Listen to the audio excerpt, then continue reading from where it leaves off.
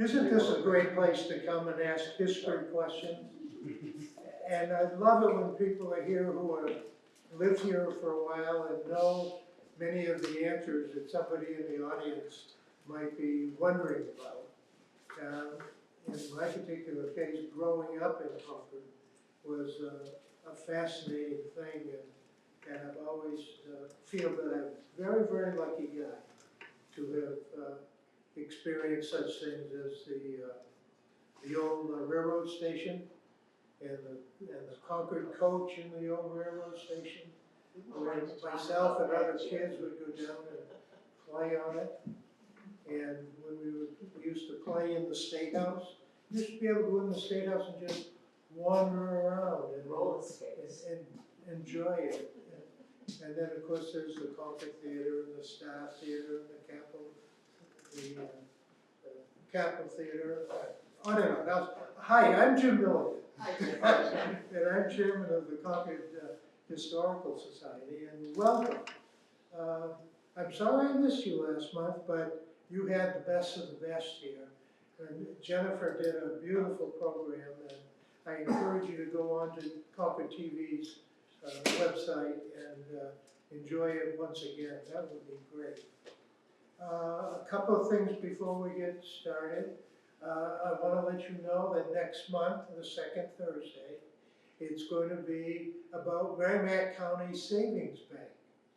And Merrimack County Savings Bank is got a wonderful history in this community, and quite frankly, they continue to contribute to this community in so many ways that they're a wonderful neighbor for all of us. There's a whole bunch of stuff now going on in the community for coming up for the 4th of July. And I'm going to have Jessica help me in a minute, Jennifer, in a minute.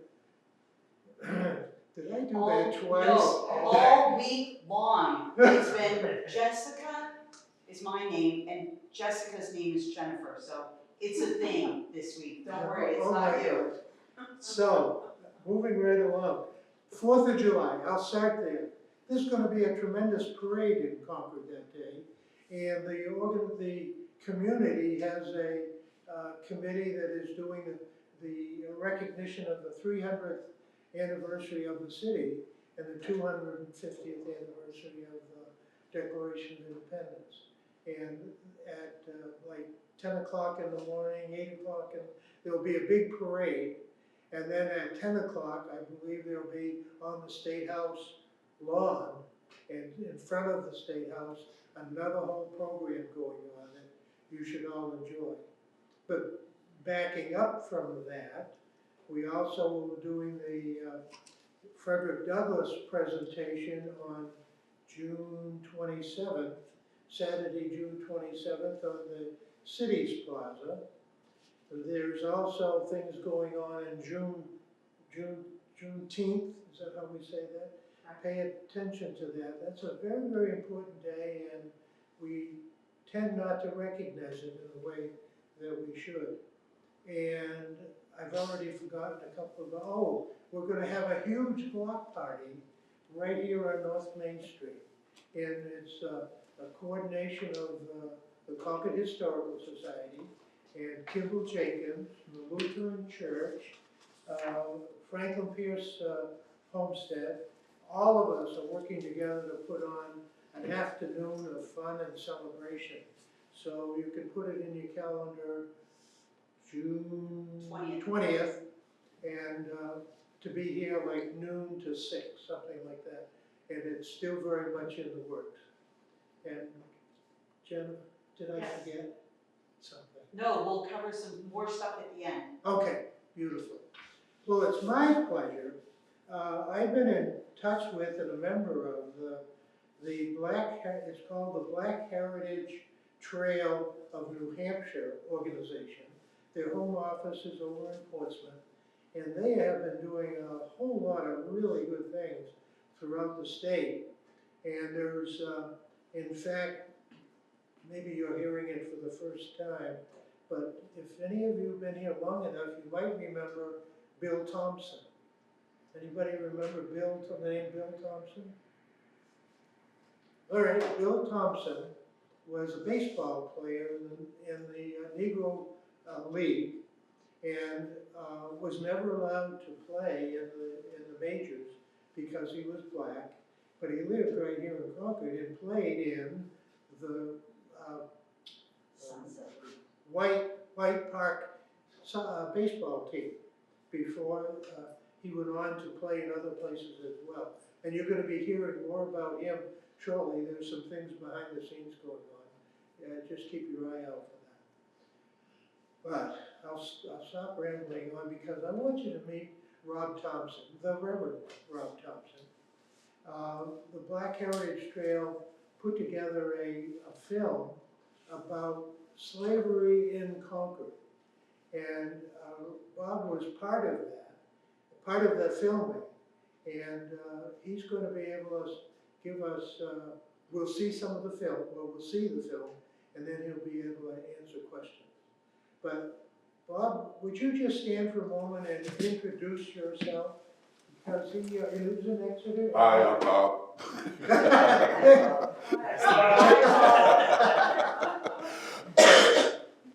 He also has a parish, church parish down the road in Massachusetts, and fascinating. So having said that, should we start with the film, Bob, or would you? Yeah, I think that probably makes sense. Because I think it introduces you actually right in the front. So if you would, Bill, if you would make it happen. I do my best. And thank you all for being here.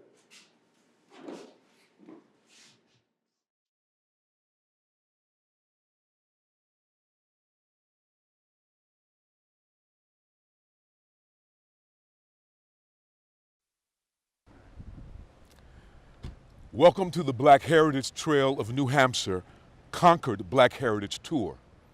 I'm Bob Thompson, president of the board of the trail, and I'm joined by Senator David Waters, a fellow board member.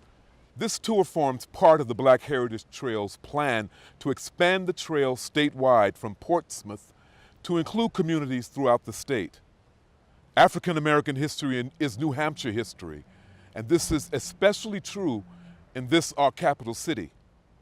From its colonial founding as Pennacook, renamed Rumford, and then Concord in 1765, black people have been integral to its life. We will visit sites associated with enslaved persons, free persons of color, and the interconnections of African Americans and indigenous people. We will learn some names: Dinah, Pompey, Caesar, Salem, Nancy, and Lucy, among many others whose histories are not known. We'll meet Revolutionary War soldiers, anti-slavery champions, including Frederick Douglass, and escaped enslaved people on the Underground Railroad. We'll see extraordinary historical objects, visit a graveyard and a pauper cemetery, reminders that making Black lives matter must liberate our understanding of history from the shackles of white narrative. We will include sites associated with more recent history, including a famous artist and one contemporary political leader. This tour is just the beginning of rediscovery of Concord's Black heritage. We begin at the house of the Reverend Timothy Walker. This neighborhood was the center of early Concord settlement, with the meeting house, a defensive garrison, a store, and a meeting place for the state legislature in the new capital in 1782, home to tradespeople and farms on the rich planting lands along the Merrimack River and the Oxbow. It was also the center of Black history, since slavery was essential to the success of these early settlers. As in other communities, the minister's house was a slave quarters. The Reverend Walker's house was built in 1733, and a garrison fortification for the surrounding families was added in 1739. Hard construction work, farming, oxen driving, household chores, and cooking were taken on by Walker's slaves, Prince, Violet, and Lucy, as well as persons enslaved by his neighbors. This house is also notable as it is in 1782, and the building now across the street, which then stood next to the Walker House, were the site of the first session of the state legislature in the new capital city of Concord. This legislature and its Revolutionary War and colonial predecessors enacted and enforced the enslavement of Africans and Native Americans, and later, the subjugation of free people of color. Just 3 years earlier, the legislature had tabled the petition for freedom submitted by enslaved men in Portsmouth. In 1782, the legislature met in the hall over Walker's store. The president of the state and council met in his house's north parlor. The south parlor served as a general committee room, and the room above it was the office of the treasurer. These were busy days for Prince, Luce, and Violet to wait on the men who denied that the revolutionary ideal that all men are created equal with inalienable rights of life, liberty, and the pursuit of happiness applied to enslaved persons. Systemic racism is interwoven in the very fabric of the founding of the state of New Hampshire. As a state senator, I know governments keep records, so we can recover some historical facts the earlier white historians and politicians reconfigured into a false narrative of freedom. The census of 1767 listed 9 male slaves and 4 female slaves in Concord. In 1790, 4 enslaved persons and several emancipated other free persons. In 1810, 10 other free persons. But a young woman was enslaved in New Hampshire as late as the 1840 census, and the state did not abolish slavery until 1857. This record belies early historians who claimed that the New Hampshire Constitution of 1783 effectively abolished slavery. New Hampshire's earliest historians often included anecdotes about enslaved persons, usually in relation to the family histories or genealogies of their enslavers, as part of what Orlando Patterson called the social death of slavery. Jeremy Belknap, New Hampshire's first historian, claimed slavery was humane and their labor not more severe than that of white people. Historian Lyford notes the slaves of Concord were few and the masters merciful. This incident and others just cited tend to show what involuntary servitude was in Concord and attest that though it was slavery, it was not oppression. Many enslaved people are known only by bills of sale for this human chattel property. In 1761, Hannah Bowers was sold unto Lot Colby of Rumford, a mulatto boy named Salem, for 45 shillings. Andrew McMillan purchased an 8-year-old Negro girl, Dinah, and in 1767 purchased an 11-year-old boy, Caesar. We know Dinah later moved to Canterbury, and more than 100 years later, her descendants were still selling baskets in Concord. As in Portsmouth and Exeter, the worthiest men of the parish were masters of slaves. Benjamin Rolfe, Abraham Stanley, the Reverend Timothy Walker, Andrew McMillan, Lot Colby, and others. There are indications of rape, as Captain John Roach's Negro woman had a child who later was taken care of and supported by the town. Or Deacon Joseph Hall, whose female slave had 2 children. Resistance to this unpaid labor of slavery is revealed in the story of one of these children, John, who was declared non compos mentis because he caused trouble, skipping every other hill when hoeing potatoes, and he said, so as to keep up, or feigning such an inability to unyoke calves that a hired man put the yoke on John. Coroner Stevens made his enslaved man the meeting house dog whipper. But he earned pennies by amusing children during services and sermons by chasing and whipping dogs around the pews. In another trickster tale, an enslaved boy Caesar tricked a free man of color, Florence Macaulay, who served in the Revolution and then worked for Colonel Macmillan, who prided himself on his marksmanship, but he was tricked into shooting dead his master's prized horse. Caesar fled after this incident and wandered wherever he could get employment. This is the slave legacy of early Concord. The interwoven histories of Native Americans and African Americans included frontier kidnapping and warfare. Abenakis, who never conceded white possession of lands in Concord and northwards, especially valuable corn planting grounds, saw kidnapping of enslaved people as just compensation to sell at the Dutch trading post at Schenectady. During the French and Indian Wars, parties of Abenakis and Pennacook launched attacks, including in Concord on August 11, 1746. When Lieutenant Jonathan Bradley and Samuel Bradley and 3 others were killed. The stripped and disfigured bodies, Samuel Bradley's head cut almost to pieces, were loaded into a cart and then taken down Main Street, where a multitude gathered, and mothers lifted up their young children to see the dead bodies in the cart. Bradley's 3-year-old son, John, was shown the bloody bodies of the slain as they lay together at Osgood's garrison, and retained through life a lively impression of the scene.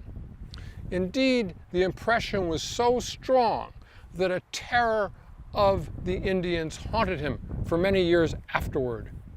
And his grandfather Abraham's faithful servant, Pompey, whom had been purchased for 30 bushels of corn, used to accompany him as a sort of lifeguard and to carry him, when quite a large boy, on his back. The next day, all were buried here. Now, Pomp was willed to John by Abraham, but perhaps aware of the potentially abusive and dependent relationship with John, he ordered that the executor take especial care that my said Negro be not wronged by my aforesaid grandson in any ways, and if he should wrong him, I give him power to do him justice. And he gave Pompey the use of a half of an acre of land next to his house. In 1837, John Bradley's son and others commissioned a monument for the skirmish site, and Concord celebrated with sermons, poems, and songs.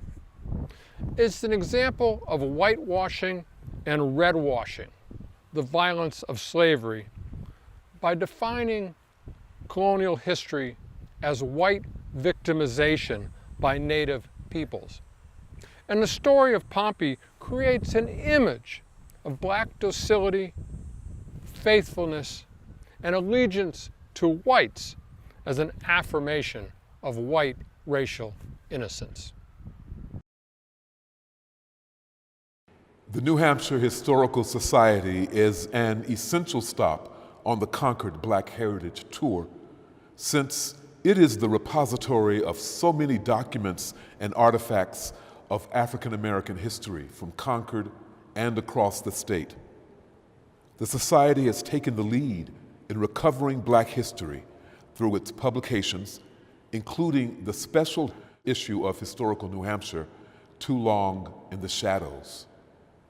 David served as trustee of the Society, and with me welcomes a partnership between the New Hampshire Historical Society and the Black Heritage Trail of New Hampshire. We're joined by curator Wes Bala, who has brought together some extraordinary items to give voice to Black lives and aid in the retelling of New Hampshire history through these voices and lives. Benjamin Thompson, Count Rumford, married Sarah Walker Rolfe in 1769, the daughter of the Reverend Walker and the wealthy widow of Benjamin Rolfe. Their daughter, Sarah, was born on October 18, 1774, and her father, suspected of aiding the British troops occupying Boston, fled Concord in 1775, and he went on to lead a distinguished career in England and Europe as a diplomat and a famed scientist. Sarah became Countess Rumford and left substantial legacies when she died after her return to Concord in 1845, including founding the Rolfe and Rumford Asylum. This painting, Benjamin Thompson's Farewell of 1850, depicts Benjamin Thompson, later Count Rumford, saying goodbye to his wife, Sarah Walker Rolfe Thompson, in 1775 before leaving for England. Their daughter, Sarah, later Countess Rumford, is shown in the arms of the Thompson slave, Dinah. The inscription by Sarah on the back of the painting reads, "This of my father taking leave of my mother, leaving me, an infant, in the arms of favorite slave Dinah. I give as a mark of friendship to my cousin, Mr. Joseph B. Walker, Esquire." So it depicts Sarah in the arms of Dinah, a slave given to her mother by her father-in-law, Abraham Rolfe. The painting is a telling revisioning of her family history, of Concord history, and American history. It was painted in 1850, the year of the detested Compromise by Daniel Webster, with its fugitive slave law that brought slave catchers to New Hampshire. And it showed the lie to such happy fantasies of slavery and the founding of the Republic. It presents a marriage and a child about to be abandoned by a man who is considered a traitor to the American cause, and imagined an enslaved woman as a loving accomplice to an imagined past. Dinah's childhood sail away from her mother is erased in the sentimental focus on the white child. Black lives didn't matter in 1775. So the story of the Walker, Rolfe, Thompson families has to be recentered around the life of Dinah and others enslaved in early Concord. Perhaps Sarah, with her bequests for the poor, imagined a society that could care for its most vulnerable citizens. But black clouds were gathering over the nation in the 1850s.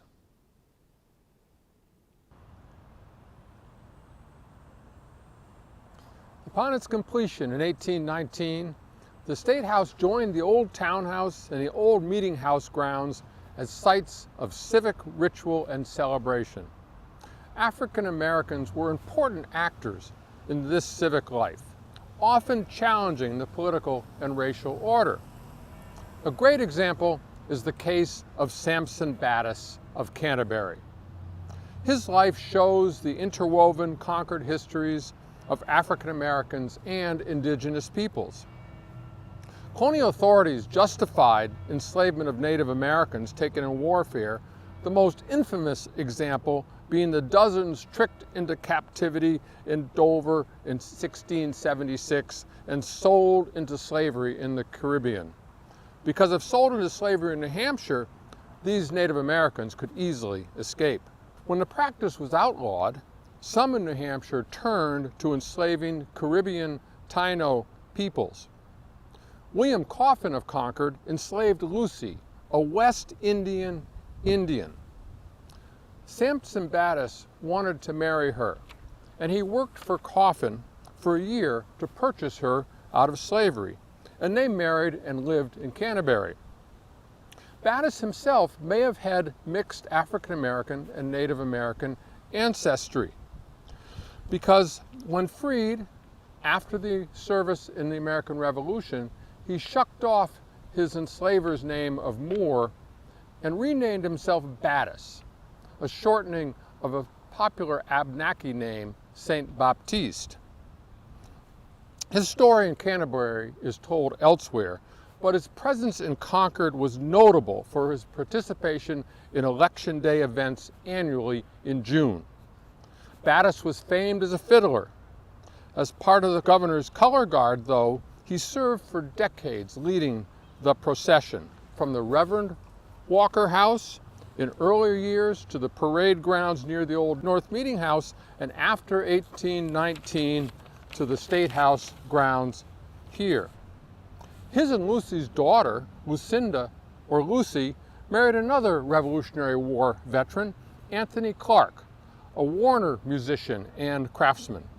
At elections and musters, probably joining with Sampson, they pitched a tent here, conducted dances, played music, and sold gingerbread. Another participation in these festivities was Prince, emancipated by the Reverend Walker in 1783. He moved to Andover, but he returned to Concord, dressed in a red coat, which he displayed with pride, saying, "I rides in the troop, I do." Such insistence on highly visible appearances, especially in military uniform, demanded recognition as free citizens who threw off oppression in a time when white New Hampshire was intent on erasing slavery in its past and denying black access to education and employment.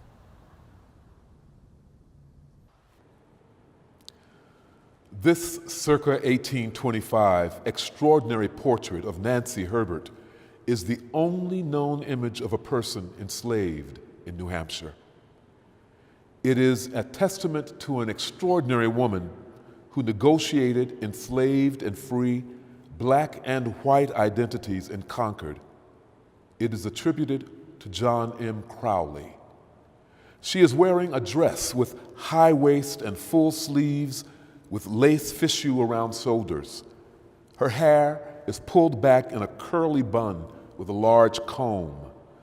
On the back is the inscription, mulatto, slave woman, and the Herbert family, given freedom, but stayed in family. We learn from the image new information about her mixed racial heritage self, her self-presentation under the gaze of white people, and the ways in which she had made her presence known as a living testimony to the history of enslavement in Concord. Nancy Herbert was born in Boston in 1766 and sold at the age of 18 months to Lieutenant Richard Herbert for $5. As Bouton's History of Concord tells the story, with the other children in the family, she learned to read and recite catechism. She used to say she was treated just the same as the older children, but suppose she did not expect so much. And also that she was never conscious of a wish that she had been born white. Nancy carefully negotiated freedom and enslavement, attempting to assert herself as a black woman and as what would come to be called a race woman in the 19th century, while also aspiring to recognition of a sort in a family, a church, and a community. One example of the excruciating ambiguity of her position was when she was about 15 and the state constitution was adopted. And she feared that she would be sent back to Boston, warned out of Concord to return to the place of her birth as an indigent. When she heard she was free, she burst into tears and exclaimed, "What will become of me?" They said that she should remain in her old and only home, where she remained until her death at age 79. An arrangement was made for compensation for her labor for the first time, and she received bequests by Mrs. Herbert for her care. She joined the church in 1816 and honored her profession, faithful, affectionate, and cheerful, with a strong memory to tell stories of her early life and enslavement to children. Here, she ensured the knowledge and acknowledgement of enslavement would be known by another generation at a time when rising anti-slavery agitation came to Concord. She read much, usually the Bible. In her charities, it's said that she showed a particular interest in the Education Society, in the cause of missions, and in all efforts for the elevation of her race. She was a member of the Concord Female Anti-Slavery Society, and she probably met Frederick Douglass on his 1842 visit. She became disabled and died on October 9, 1845. An epitaph written by Benjamin Gleason, Esquire, of Charlestown, Massachusetts, arrived too late for the inscription on her original gravestone. But when the original stone was broken to pieces, a new marker included that epitaph. At first unknown, then sold a slave, then free and loved from early youth, in Christian hope, ripe for the grave. This tablet but records her worth. Concord was a stop on the Underground Railroad, where self-emancipated enslaved people could hide out until passage to Canada was secured. With Daniel Webster's capitulation to an enhanced fugitive slave law in the Compromise of 1850, and with the election of anti-abolitionist President Franklin Pierce, who infamously signed the Kansas-Nebraska Act in 1854, which inexorably led to the Civil War, slave hunting escalated in New Hampshire. Influenced by Quakers, Nathaniel White and his wife Armenia were anti-slavery advocates and social reformers. They established their farm near this one on Clinton Street in Concord as a stop for runaway slaves on the Underground Railroad. Slaves escaping from the South received food and clothing and rested for several days, hiding in an attic, a haystack, or in a barn until it was safe to move north to Canada and freedom. In one case, an unnamed escaped slave who remained at the farm for several days in 1857 made a dollhouse depicting a slave cabin for Nathaniel and Armenia White's daughter, Anna Francis. She was born in 1852 and died in 1865. As a note on the dollhouse written by a family descendant reads, "This cabin was made by an escaped slave who went to my grandmother's house on Capitol Street in Concord. She sent him to the White Farm on Clinton Street, and he waited there with other escapees until the next guide came through to conduct them towards Canada. Thus was the time whiled away."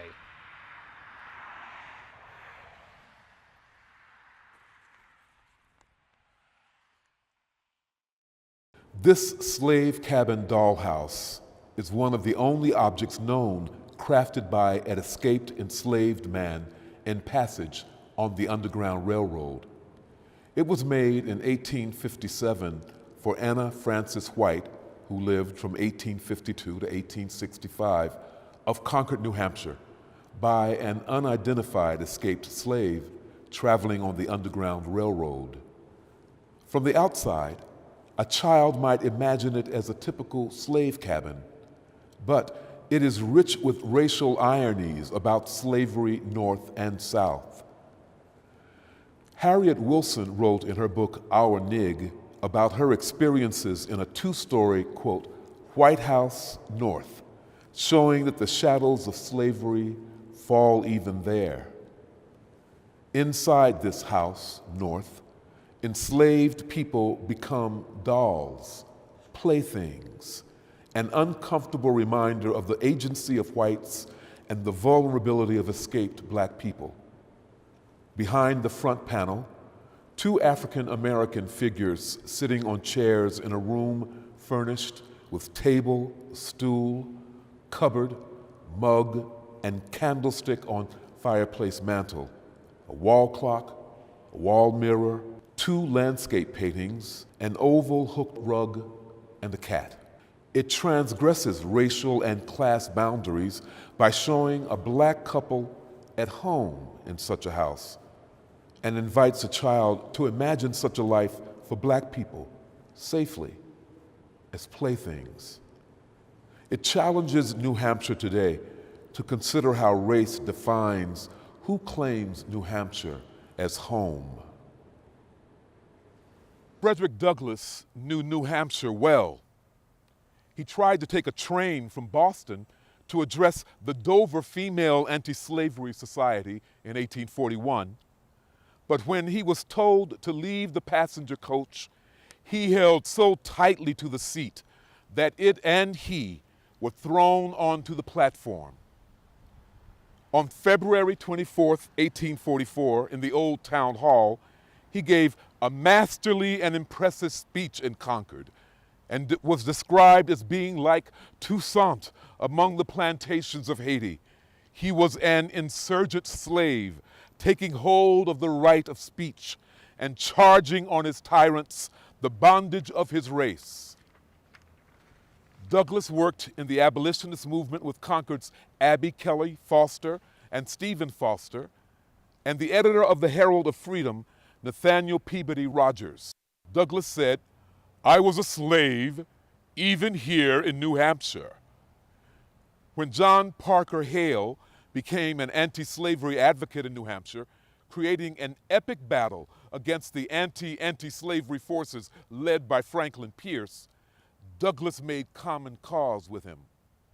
The Democrats kicked Hale out of Congress when he wouldn't support Texas annexation, and he then agitated in Concord and debated Pierce to turn voters for abolition. Hale became the first anti-slavery senator in 1847. Douglass gave a crucial endorsement for Hale's selection to run for president of the Free Soil Party ticket against Democrat Franklin Pierce. When the John Parker Hale statue was erected in 1892, an aged and seriously ill Frederick Douglass traveled to Concord for the unveiling. He began his remarks, "I have made no preparation to address this audience and had hoped that the managers of this occasion would allow me to sit here and only give color to the occasion." Very feeble and suffering from a recent attack of ill health, he rose to the occasion to celebrate his friend and to castigate the Republican Party about current efforts to disenfranchise black voters. He says, "I wanted to be here because I am one of the vast multitude of emancipated ones whom John P. Hale devoted his heart and transcendent abilities to liberate." He noted Hale's courage in contrast to the destruction of Noyes Academy in Enfield, at a time when honest farmers of New Hampshire thought themselves justified in yoking up 90 oxen to drag away a Negro schoolhouse. You will see that John P. Hale had something to meet in the state of New Hampshire as well as in the state of South Carolina. He believed the Senate needed now another Hale. He decries violence against black people sweeping America. Until we infuse a little more backbone into the Republican Party, and that party will bring to the front the question of right, the question of justice, the question of the Constitution, we shall see this tide of violence sweep on. He calls on Republicans to denounce those who can stand up now on the floor of the Senate of the United States and tell the North, tell the world, that they mean to violate the Constitution so far as preventing the Negro voting. Then, as now, these words echo off the walls of the State House as a call to action. In colonial New Hampshire, the poor and the mentally ill were cared for by the town, which held an annual poor auction in which the lowest bidder for the cost of feeding, housing, and clothing the poor won. Elderly and infirm enslaved persons were supposed to be cared for by the enslaving family, but if they were emancipated so the family wouldn't have to pay, or otherwise free persons of color, they could be warned out or expelled from town because they were not native to the location or didn't, as people of color, have rights of residence. When counties established poor farms and the state of New Hampshire established the Asylum for the Insane in 1842, towns could send impoverished people of color to them, and often they would classify them as mentally ill or insane to send them to the state's care in Concord. Harriet Wilson, the famous Milford African-American novelist, suffered the fate of being sent in ill health to the poor farm, and it's where her son died. Fear of being warned out is probably what frightened Nancy Herbert upon emancipation, because she was indigent and a native of Boston. The annual reports of the asylum enumerate the people of color, predominantly African American, but some Native Americans, broken by poverty, violence, or alcohol. It's one reason why we lose the names of Concord's African Americans, since their names and histories were finally erased with a shovel of dirt in a pauper's grave.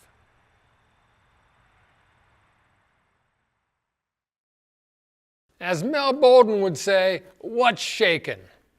Well, Mel is still shaken in Concord, New Hampshire.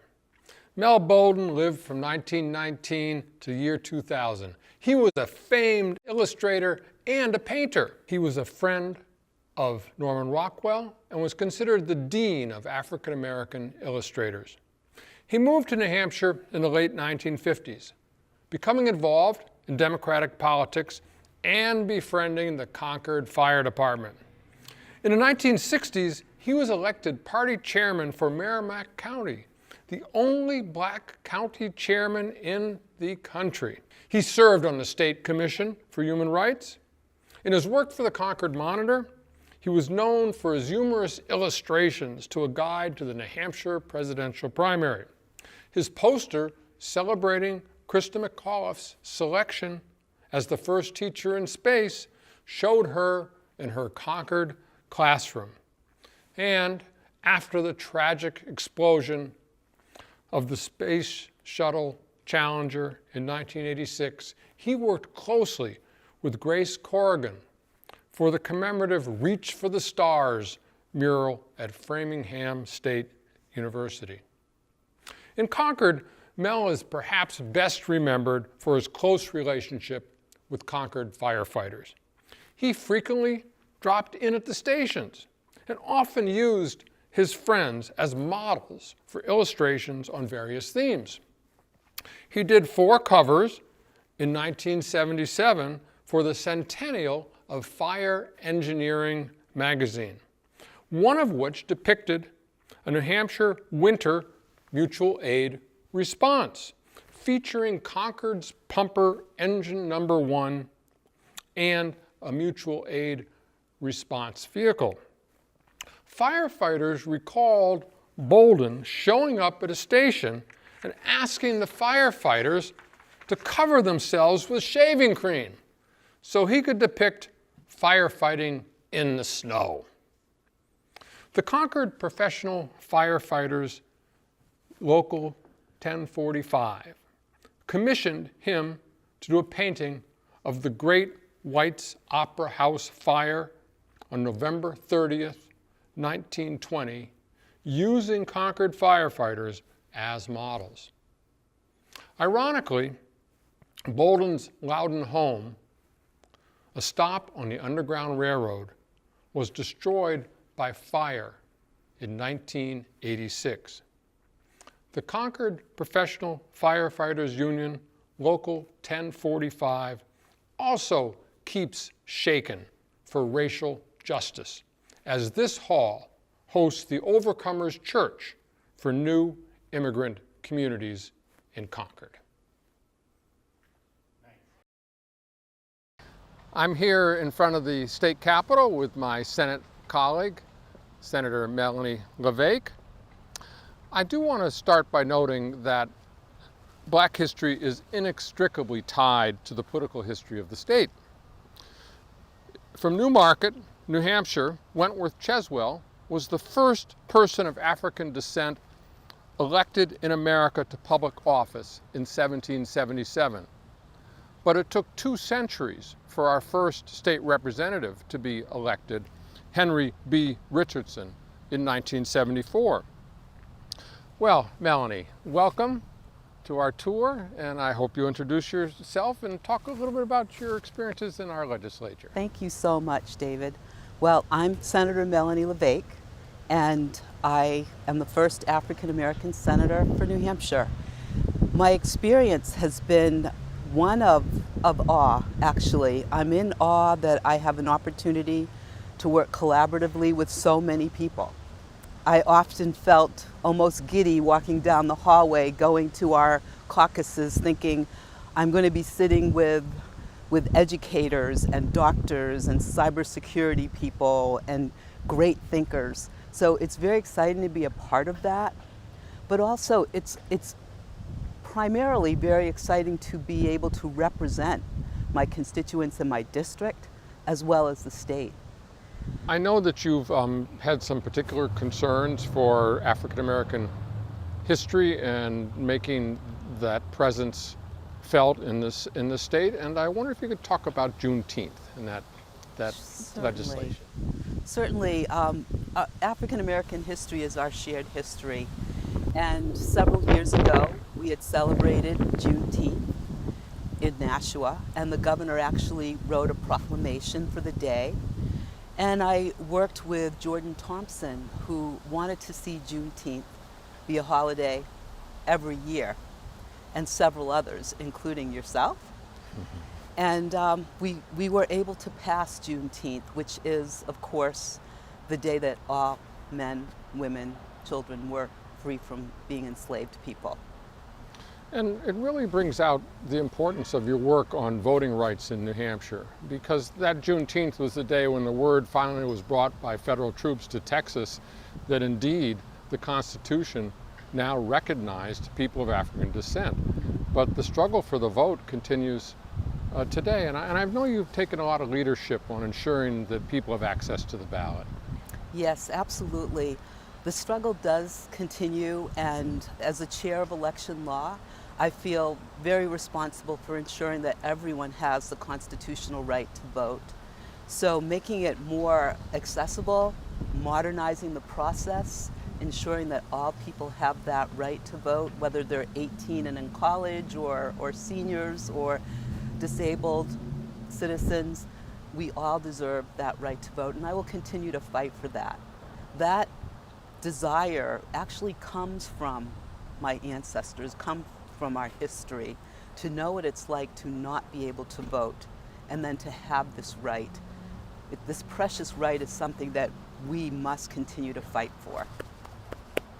And related to that, in the troubled times we're in right now, with the kind of insurgency around Black Lives Matter and the insistence that there be another look at many of the broken and false promises to people of African descent for full inclusion. Mm-hmm. And in particular, I know you've responded to concerns about criminal justice and reforms in that area. And how is it you found ways to work with our police departments and with our criminal justice system to take another look, to make sure that we do have racial justice in New Hampshire? Well, first of all, those inequities have been going on for over 400 years, since slavery began. But even though slaves were set free, or enslaved people were set free, it continued. And just in a very systemic way and not out in the open. However, we, after 200 years of freedom, we're still not free. And this is something that we see on TV nightly when people are killed in front of our eyes, shot in the back. The world is outraged. Our country has really come together. All people, all colors, all ages and stripes have come together saying that this is enough and that we want to know more about our history, about our African American history, about the history of brown people in America. And we want fairness and equity in the law. And this year we passed an omnibus bill that had several components in it that were geared towards police reform. We passed these components with the help of law enforcement. We did it together, and those being banning chokeholds, banning the use of privatized prisons, reporting police misconduct, and funding psychological testing for new police officers. So again, those things we did together, and that is not the end. This is the beginning, but the important thing is that we continue to do this work collaboratively with the judicial system, with law enforcement, with our advocates and our people that want to see change. Well, thank you, Melanie. It really shows the work that goes on. I think a lot of people, younger people, don't understand that through the 1960s and into the 70s, there was segregation in New Hampshire. There was exclusion from public accommodation, from restaurants, from employment. And that generation really fought hard to bring these freedoms that people associate with the civil rights movement in the South to New Hampshire, which some people used to call the Mississippi of the North. And also, we were the very last state to recognize Martin Luther King. Yes. Martin Luther King Day. So, in that light, what do you tell these young folks? Young people of color in your district who see you, you're a state senator. What do you tell them about what they can do to be involved in civic life? Well, I would say that they should get involved in organizations that promote peace and justice. The vigils that we're hearing and seeing around the state, around the country, are very important. It's an opportunity for our young people of color to actually share their experiences with people who would not have heard those experiences before. I'm very hopeful because it is not only people of color that want to see change, but it's all people that want to see change. So to the young people, we need to embrace that. And yes, that means we may need to teach people. Yes. We may need to educate people. But the thing is, they want to be educated. So if we keep going along those lines of wanting to know more, wanting equal justice, I believe that we will ultimately obtain that goal. Well, Melanie, you're standing where Frederick Douglass stood for one of his last public speeches in 1892. And I think that your voice adds to what his voice proclaimed to let freedom ring in New Hampshire. My friend, my colleague, how about a distance elbow bump? And thank you so much. Thank you so much. Thank you. Thank you, David. Okay. Thank you. On behalf of David Waters and myself, we hope you have enjoyed the Black Heritage Trail of New Hampshire's tour of Concord. The Black Heritage Trail Board is committed to expanding the trail statewide, but we need your support. We need researchers, volunteers, board members, and especially donors. We do this in the memory and in honor of African Americans of earlier generations, and in the hope that this history can bridge America's racial divisions, foster hard conversations about justice and equity, and affirm for future generations that Black lives do indeed matter. Please join us by visiting www.blackheritagetrailnh.org. Thank you, and thank you for your contributions, and thank you for your interest in the trail.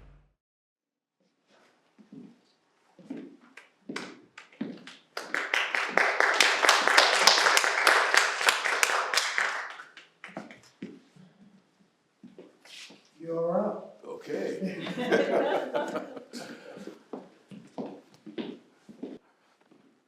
If you want to stand up and kind of, you're welcome to do that.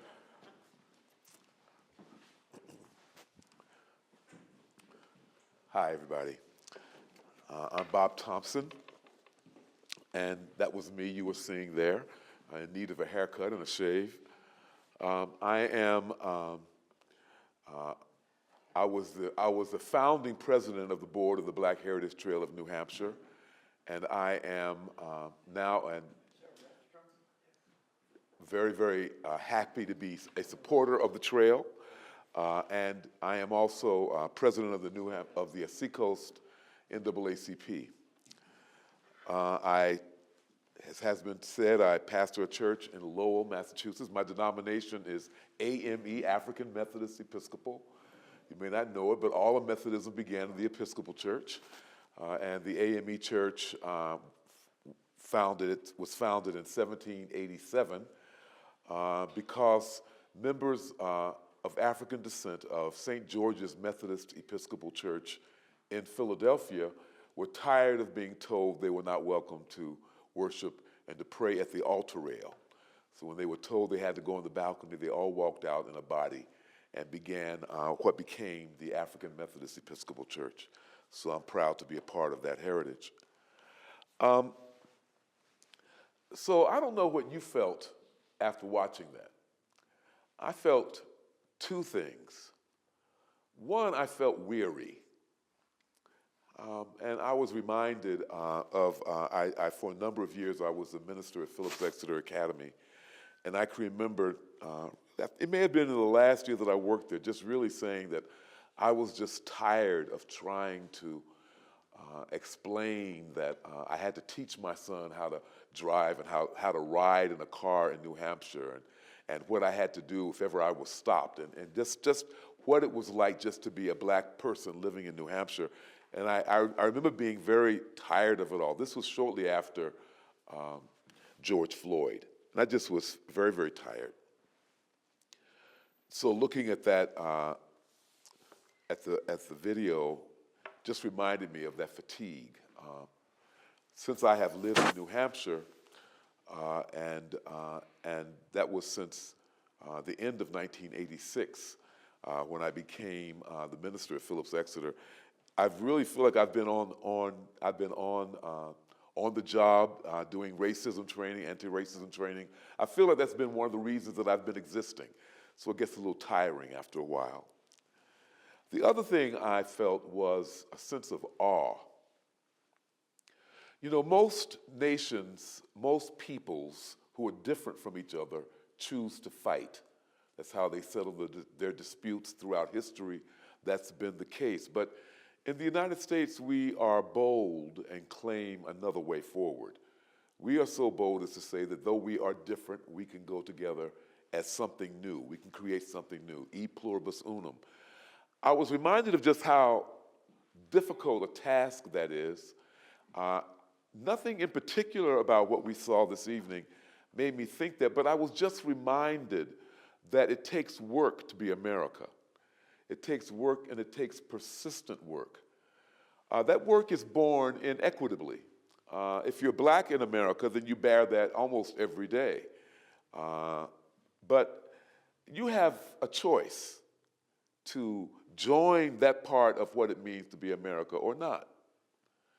Now, I think you've chosen well because you're here tonight, which says that you're interested, whether you're simply very loyal to the Concord Historical Society or whether you have a sincere interest in this subject. It doesn't matter. You were here, you heard something. If it was the first time you've seen that video, and it may not have been, then you probably learned something.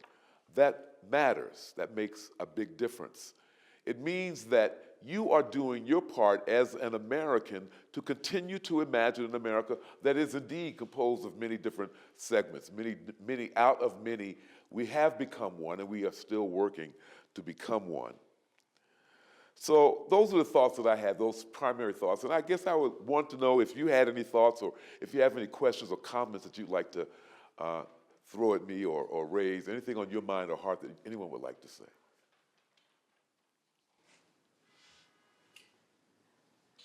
Yes. Well, I was just struck that, I've read Black Portsmouth, the book that, the Black Heritage Trail was involved with Valerie Cunningham, which if you haven't read it, it's really worth reading, and it tells the story of Africans in Portsmouth from the 1600s. And what I was really struck with, well, I was struck with a lot of things, but how many Black families remained in Portsmouth, Valerie Cunningham's family. And I don't see that in Concord. It is interesting. I do wonder about, well, I think I know why, but Concord does not seem to be a place that nurtured, encouraged people of color to stay. Yeah. And Concord is not unique in that, of course. Early Revolutionary War Exeter had a lot of black people, and many more than are there now. I don't quite know what happened there either. I mean, some things we don't have to worry about too much. We know that there hasn't really been a time in American history where blacks were really welcomed. There was a time during the 60s where there was some political support for black people. I guess it really was more than just the 50s. Actually, since I was born in 1954, it spanned my life, really, since Brown versus the Board of Education was decided in that year. I think we all have to keep working at this. I think we can't really take it for granted.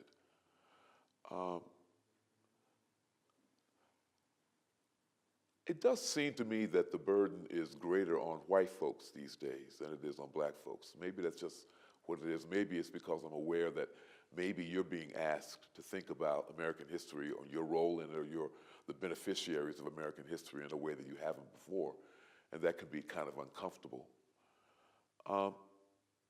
I hope that it makes a difference to have information, the knowledge, just the knowledge that there were blacks in Concord from the beginning should be kind of liberating and perhaps even surprising to some of you.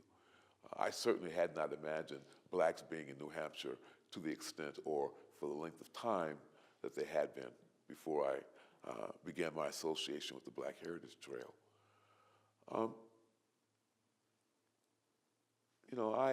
I worry a lot about our nation today. I don't know if you worry about it. But I don't take anything for granted. I really don't. I don't think we need to take it for granted. It isn't easy being American. It isn't easy being or becoming America. And we all have to work to make it so. So I guess part of my role is being who I am in settings like this, reminding you that we've been here, trying to speak with some thoughtfulness when asked questions about what it means to be black in America, sharing that as much as I can, and hoping that it sparks something in you. What do I hope it sparks in you? Well, it will give you some knowledge. I hope that it sparks in you a similar awe to what I feel, and that is that we shouldn't take for granted what it is or what it takes to be America. The very fact that a video such as you just saw needed to be made is evidence that there's still work to be done. The very fact that there is a Black Heritage Trail of New Hampshire that has, as its stated purpose, uncovering hidden history means that there's still work to be done. What do I hope you get from this? I hope that you are, if this is an issue for you, robbed of the conceit that America is just for white folks, or that the significant players in the creation of the American tapestry were only white or mostly white. Perhaps you were surprised to hear about the involvement of Africans in the early liberation of our nation. I guess I hope that, if nothing else, you are given a sense of caution with what you think you know about American history and about its composition.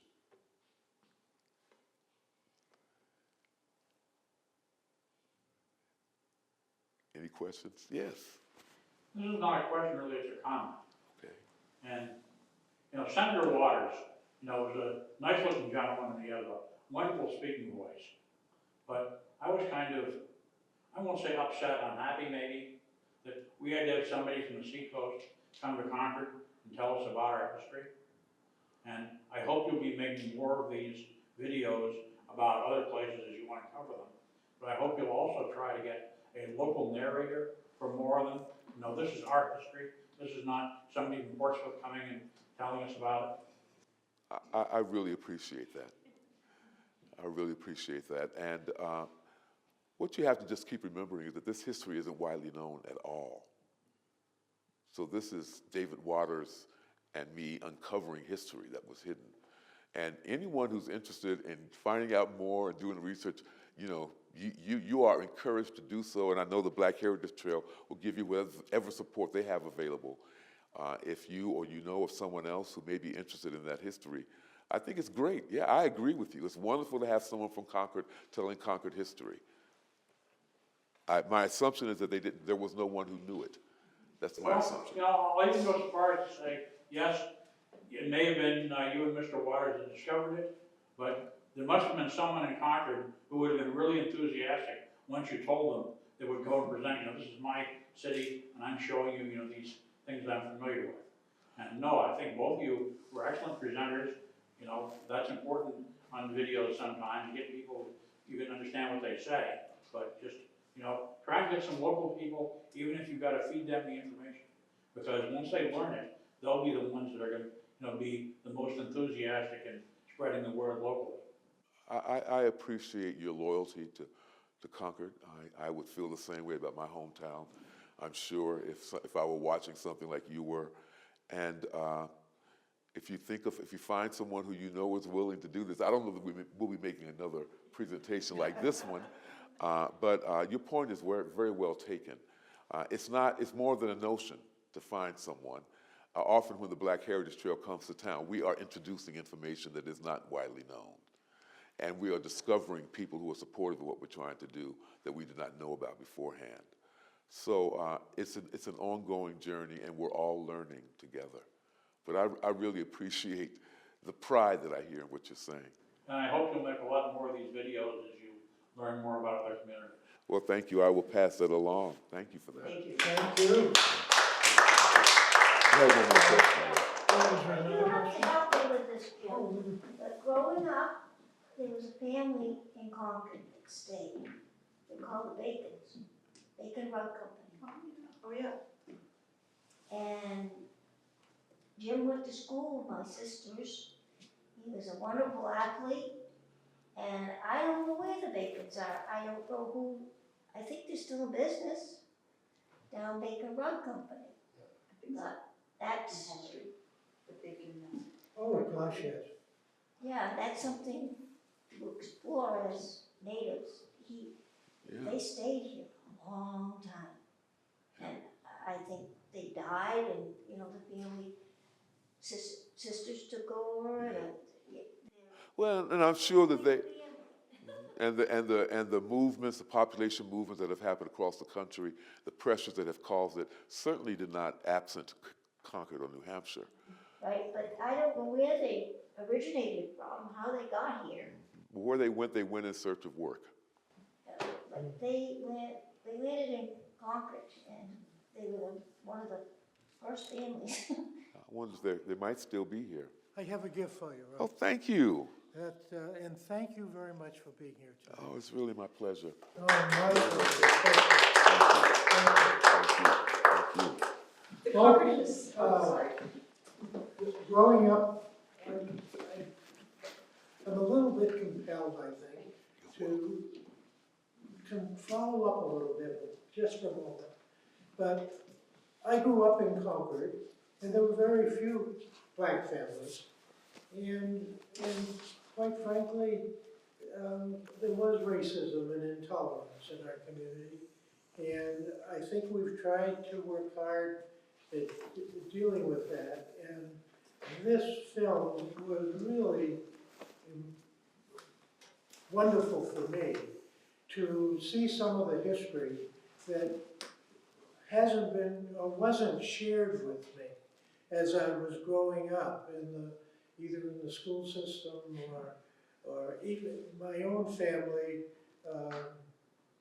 quite frankly, was very prejudiced. And I heard too many negative things. And then as I moved on through my life and met the Bacon family and the other black families in the community and discovered what good people they are. Where did all of this negative stuff come from? And it came from, obviously, things that had happened in the past. But fortunately, I've seen more and more positive things in the community, and I think we're headed in the right direction. But we still got some work to do. How's that? Yes. I just wanted to mention the little tidbit that Muriel Coleman wrote for Cheers for Concord. She was a black girl. And I think it was around 1948, somewhere in that vicinity. Did you all hear what the Concord High School Jim graduated. was written by a black high school gal, and her name is Muriel Muriel Coleman. And when I was in high school, actually, I played in the band, and one of her relatives was in the band with me. This is, well, This was let's interesting. move on. I grew up in Rochester, New York, where Frederick Douglass was from. And my grandfather was of the generation, because he was born in 1892, I think, somewhere in that time period. Racism was very strong in America.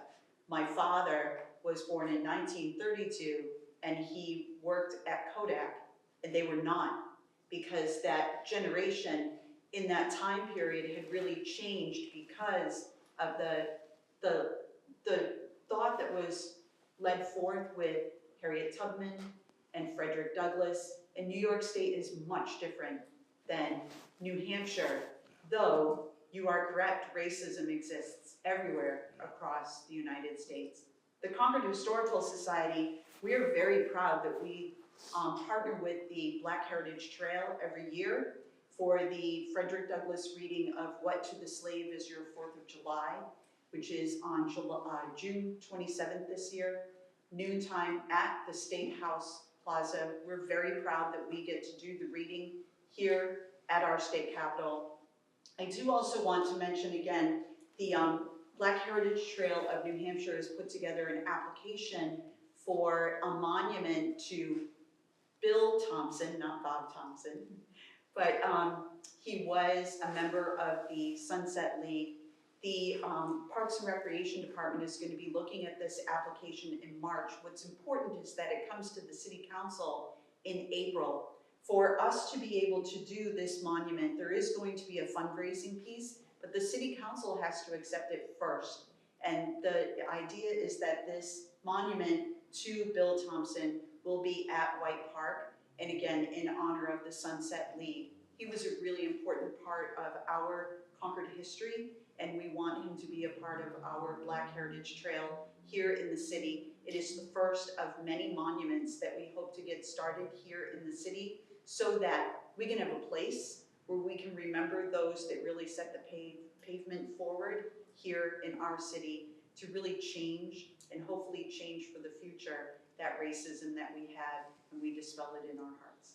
So I hope that you'll pay attention, especially in April when it comes to the City Council. It will start our opportunity to do fundraising for raising money for this monument for Bill Thompson, and again for the Sunset League, which is, I believe, the oldest baseball league in America, and it started, I think, in 1909, I think is what I read. I don't want to be wrong. 1909, I was right. I'm terrible with dates, but I hope you enjoyed the presentation. Yeah, and thank you for coming. You have a question? No, Bob, you said how exhausting it is. I'm also feeling joyful. I just moved to Havenwood, Heritage Heights, and they've asked me to do a presentation on Juneteenth about an infant named Pump Russell, who was enslaved at birth in 1761. He was born in Andover, Massachusetts. He lived for several years of his adolescence and young adulthood in Wilton, New Hampshire. And he served at the Battle of Bennington. He's buried under a New Hampshire Revolutionary War stone in the little town of Weld, Maine. And it's a rich and lovely story to be able to raise up Pom's name, particularly because a white descendant wanted to know. She really cared and wanted to know. And that story has allowed Wilton this year, for their 250th, to put his name on their Revolutionary War monument with the other names. So I guess the reason I'm hopeful is as we know these stories and share them, I've chosen to do the research and then turn them into PowerPoint presentations, partly because who reads a book? And when you read a book, you read it in isolation. But when you can share a story with 50 people in an audience, and it's a human story, people start nodding and they want to talk about it. There are ways for us to lift these up. And some of it, when I was looking at the John P. Hale Monument, I was just grinning because one of the stories that has unfolded is there were so many rural female anti-slavery societies in the area that I have been researching, where Pom grew up. They created a gathering of 10,000 people on July 4th, 1854. And who did they bring up? John P. Hale and the woman they thought was more wonderful than could possibly be, Harriet Beecher Stowe. They made her an honorary Maine woman. So there are ways to do this. I presented to an 8th grade class last week. You have to know the stories, you have to research them deeply so they're accurate. And you have to be humble enough to say, this isn't my work, I'm just holding up something. That's all I'm doing. I'm really grateful that you've done that. And I think the more you can share that it is doable, the more people will be inclined to do this. Absolutely, So and I've done it from Bar Harbor to Boston, from Kittery to, I've done them all over. Thanks. Thank you. Because people want to know. Yes. They really want to know. Thank you. Well, let's hope that we do our little bit of part here too. And that's exactly what we intended as an organization. So thank you for being here. And this Thank you, is Bob. exactly the kind of discussion Very that's welcome. important for all of us. And join us next month for Merrimack County Savings Bank, the history of it. Thank you.